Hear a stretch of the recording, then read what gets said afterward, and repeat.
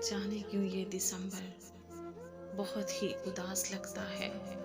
बहुत सहमे सहमे से दिन, खामोश सी सुबहें, उदास सी शामें, बेरंग सी जिंदगी, अजियतों से भरे लम्हे, रोती आंखें सिसकते लब, जिंदगी की रंजिशों में अपनों से बिछड़ने के।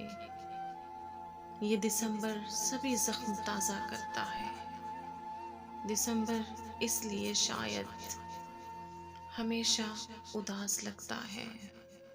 सुनो जाना, दिसंबर में बिछड़े थे दोनों, वही अजियत भरे लम्हे मेरे दिलो जां को आज भी सुलगाते हैं, बहुत तड़पाते हैं।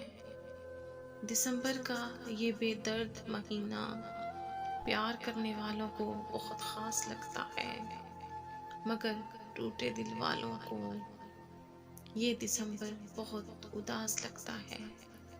दिसंबर बहुत उदास लगता है। अल्लाह ने कृपा।